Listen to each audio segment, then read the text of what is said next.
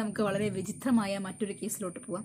ഒരു സേട്ടൻ കഷ്ടപ്പെട്ട് കുക്ക് ചെയ്യുന്ന ഒരു ഹോട്ടൽ ഉടമ പുള്ളിക്കാരൻ്റെ പൂരപ്പാട്ട് അല്ലെങ്കിൽ ഒരു തെറി അഭിഷേക വീഡിയോ ആണ്. ഹെൽത്ത് ഇൻസ്പെക്ടർ ആ വീഡിയോ പരിശോധിക്കാൻ വേണ്ടി ചെല്ലുന്നു.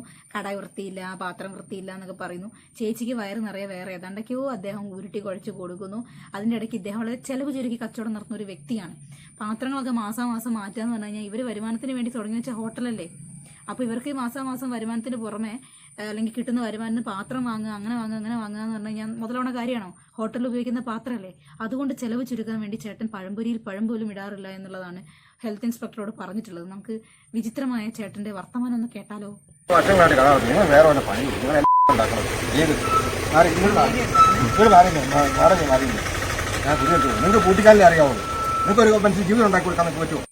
അതെന്താ ചേച്ചി, നിങ്ങൾക്ക് ഒരു മനുഷ്യനെ ജീവിതം ഉണ്ടാക്കി കൊടുക്കാൻ വേണ്ടി പറ്റുമോ?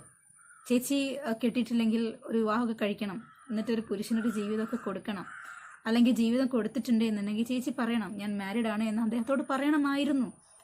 ഇപ്പം ഈ ജീവിതം കൊടുക്കാൻ പറ്റുമെന്ന് ചോദിച്ചു കഴിഞ്ഞാൽ ഒരാൾക്ക് ഒരു ജീവിതമല്ലല്ലോ, അത് ഒരാൾക്ക് കൊടുത്തു കഴിഞ്ഞാൽ പിന്നെ വേറെ ആർക്കും അങ്ങനെ കൊടുക്കാൻ വേണ്ടി പറ്റില്ല.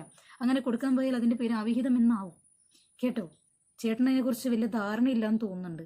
ഇനിയിപ്പോൾ എല്ലാവർക്കും ജീവിതം ഉണ്ടാക്കി കൊടുക്കാൻ വേണ്ടിയിട്ടാണ് ചേച്ചി അവിടെ കയറാതിരിക്കുന്നത് എന്നുണ്ടെങ്കിൽ ഒത്തിരി പേരുടെ ജീവൻ പോകും. കേട്ടിട്ടില്ലേ ഭക്ഷ്യവിഷബാധ? ഇതേമാതിരി വൃത്തിഹീനമായ ഹോട്ടലിൽ നിന്ന് ഭക്ഷണം കഴിക്കുന്നവർക്കൊക്കെ ഒരുപാട് പേര് മരിച്ച് നമ്മുടെ സൊസൈറ്റിയിലുണ്ട്. വാർത്തകളൊക്കെ അങ്ങനെ വരുന്നുണ്ട്. അണ്ണൻ അതൊന്നും കാണാറില്ലേ? അത് വെച്ചുണ്ടാക്കി കൊടുക്കാൻ നിങ്ങളെ പറ്റുമോ? സർക്കാർ ശമ്പളം മേടിച്ചിട്ട് 1 ദിവസം കാണിച്ചു. ഞാൻ ഇവിടെ 10 ദിവസം കാണിച്ച കഥ നടത്തണം. 1 ദിവസം എൻ്റെ അടുത്ത് കാണിക്കാൻ നിൽക്കുന്നു. ചേട്ടൻ വലിയ പുള്ളിയാണ്. തോന്നിയ ദിവസം ചേട്ടൻ്റെ അടുത്തൊന്നും കാണിക്കാൻ നിൽക്കരുത്. സർക്കാരിന്റെ ശമ്പളം വാങ്ങിയിട്ട് തോന്നിയ ദിവസം കാണിക്കാം. ഇത് തോന്നിയ ദിവസം കാണിക്കില്ല. അയാളെ അവരവരുടെ ഡ്യൂട്ടിയല്ലേ ചെയ്യുന്നത്. ഹെൽത്ത് ഇൻസ്പെക്ടർ എന്ന് പറഞ്ഞാൽ എന്താണ്? അവരിങ്ങനെ ഹോട്ടൽ മുഴുവൻ കയറി ഇറങ്ങി ഭക്ഷണം വൃത്തിയുണ്ടോ, ഉണ്ടാക്കുന്ന സാഹചര്യം വൃത്തിയുണ്ടോ, പഴകിയ ഭക്ഷണങ്ങളുണ്ടോ, ഇതൊക്കെയല്ലേ അവർ നോക്കുന്നേ. അപ്പൊ നിങ്ങളെ ഹോട്ടലിൽ അങ്ങനത്തെ ഒരു സാധനം ഇല്ലാന്നുണ്ടെങ്കിൽ അവർ നോക്കിയിട്ട് പോട്ടെ. അതവരുടെ ഡ്യൂട്ടിയല്ലേ. സർക്കാർ ജീവനക്കാർ സർക്കാരിന്റെ ശമ്പളം വാങ്ങി ഈ പറയുന്ന പണിയില്ലാണ്ട് പിന്നെ എന്താണ് ബാർബർ ഷോപ്പിൽ മുടി വെട്ടാൻ കയറിയിരിക്കാൻ വേണ്ടി പറ്റുമോ? എന്താണ് ചേട്ടാ ഇങ്ങനെ പരസ്പര ബന്ധം ഇല്ലാണ്ട് സംസാരിക്കുന്നത്? മനുഷ്യനായിട്ട് ജീവിക്കണം. നിങ്ങൾ കട അടയ്ക്കാൻ മാത്രം നടക്കും. നിങ്ങൾ ഏത് ലോകത്തിലാണ് നിങ്ങൾ ജീവിക്കുന്നത്? എന്റെ കടയുടെ സാമാനം മുഴുവൻ എടുത്ത് നിങ്ങൾ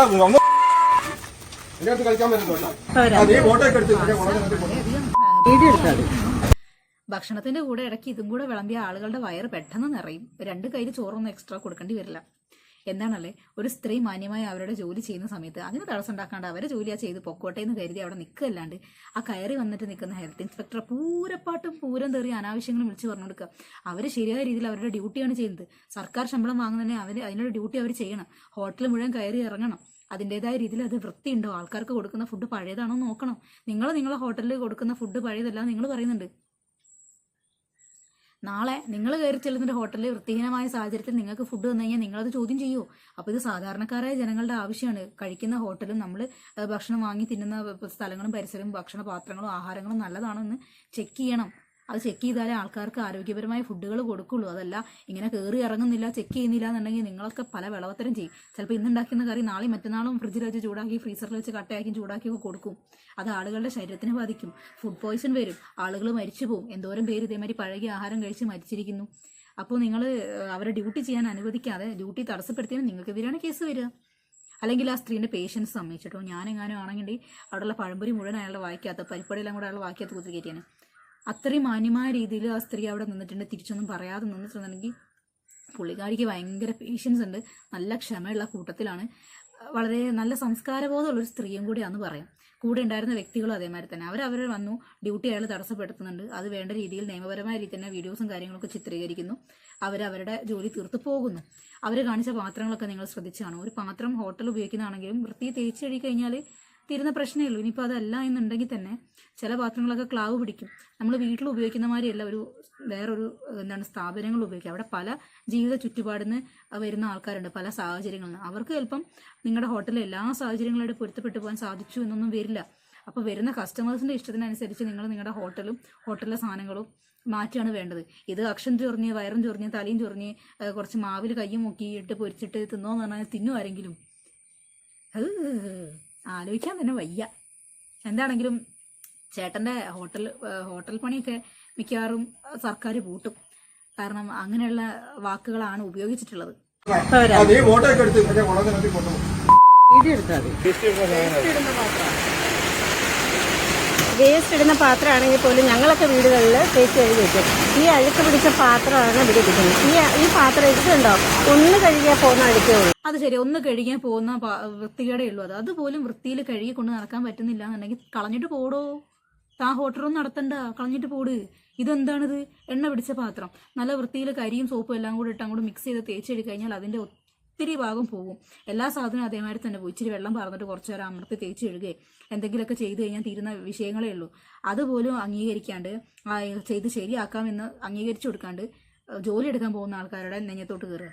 എന്ത് വൃത്തിയേടാ നോക്കിക്കേ. നിങ്ങൾ വേറെ വല്ല പണി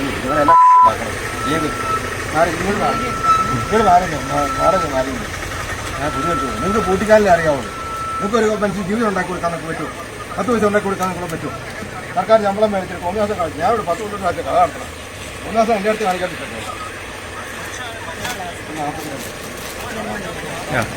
ഒരു മനുഷ്യനായിട്ട് ജീവിക്കണം. നിങ്ങൾ കട അടയ്ക്കാൻ കൊണ്ട് മാത്രം നടക്കണം. നിങ്ങൾ ഏത് ലോകത്തിലാണ് നിങ്ങൾ ജീവിക്കണത്? എന്റെ കടയുടെ സാമാനം മുഴുവൻ എടുത്ത് നിങ്ങൾ ഒന്നൊരു കടയുടെ ചുറ്റുവട്ടത്തുള്ള സാധനം കളിക്കാൻ പറ്റുമോ? അതിനകത്ത് പേരാമ്പ് വെച്ചിടുന്ന വേസ്റ്റ് ഇടുന്ന പാത്രമാണെങ്കിൽ പോലും ഞങ്ങളൊക്കെ വീടുകളിൽ തേച്ച് കഴുകി വെക്കും. ഈ അഴുക്ക് പിടിച്ച പാത്രമാണ് ഇവിടെ ഇരിക്കുന്നത്. ഈ പാത്രം ഇട്ടുണ്ടോ ഒന്ന് കഴുകിയാൽ പോകുന്ന അഴുക്കേ ഉള്ളത്. എന്ത് വൃത്തിയേടാ നോക്കിക്കേ.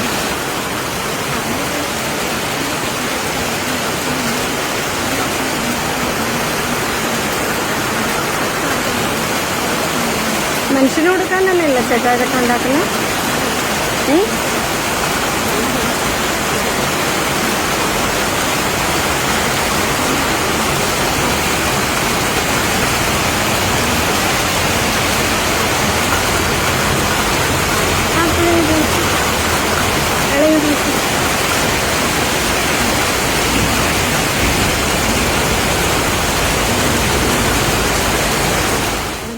ഡ്യൂട്ടി ചെയ്യുന്ന ആൾക്കാരെ തടസ്സപ്പെടുത്താൻ നിൽക്കരുത്. ഇനി നിങ്ങൾ നിങ്ങളുടേതായ അഭിപ്രായങ്ങൾ കമന്റ് ചെയ്യുക. നിങ്ങൾ കയറുന്ന ഒരു ഹോട്ടൽ ഇത്രയും വൃത്തിഹീനമായ സാഹചര്യമാണെങ്കിൽ നിങ്ങൾ അവിടെ നിന്ന് ഫുഡ് കഴിക്കുക, അവർക്കെതിരെ പ്രതികരിക്കുക എന്നുള്ള കാര്യങ്ങളൊന്ന് ശക്തമായിട്ട് കമന്റ് ചെയ്തേക്കുക. മറ്റൊരു വീഡിയോയിൽ കാണുന്നതുവരെ ബൈ ബൈ.